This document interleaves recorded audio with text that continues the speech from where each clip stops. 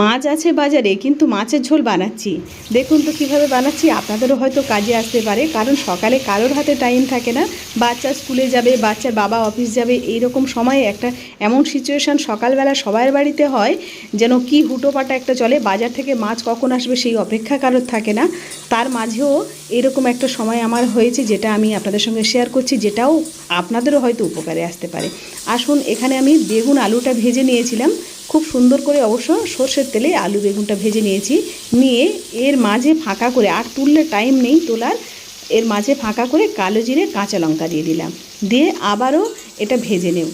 এইটা খুব সুন্দর করে ভাজতে হবে। এই তাড়াহুড়োর মাঝে কাঁচা রাখলে তো হবে না, মোটামুটি সুন্দর করে ভেজে নিতে হবে। নিয়ে জল দিয়ে দেব। আর এই জলের পরিমাণটা বেগুন ডোবা জল না দিয়ে মোটামুটি সবজি বুঝে একটু জল দিতে হবে।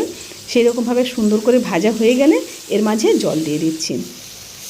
এবারে সবজি আলুটা বুঝে একটু জল দিতে হবে, দিয়ে ঢাকা দিয়ে রাখবেন, টকবক করে ফুটছে। আর তারপরে এসে গেছে মাছ।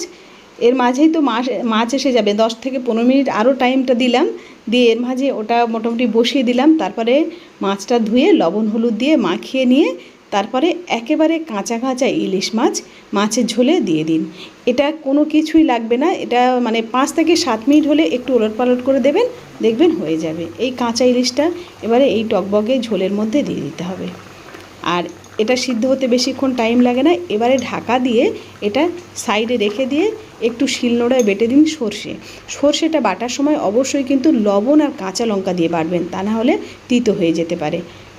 সামান্য পরিমাণে লবণ কাঁচা লঙ্কা দিয়ে বেটে এবারে টকবগে ঝোলের মধ্যে এটা দিয়ে দিন। দিয়ে আরও মাছ আর এই মশলাটা একসঙ্গে সব মিলিয়ে ফুটবে, সুন্দর একটা টকবগেভাবে ফুটবে, সেই জন্য অপেক্ষা করতে হবে। ব্যাস, কি সুন্দরভাবে এবারে ফুটবে। তারপরে আপনি ভাত বাড়তে শুরু করুন। আপনি নিশ্চয়ই এই সময়টা ধরতে পারবেন, সকাল সকাল খুব সহজে হয়ে যায়। আর এইভাবে হালকা পাতলা ইলিশ মাছের আলু বেগুন দিয়ে ঝোল কারা খেতে ভালোবাসেন অবশ্যই কমেন্ট করবেন।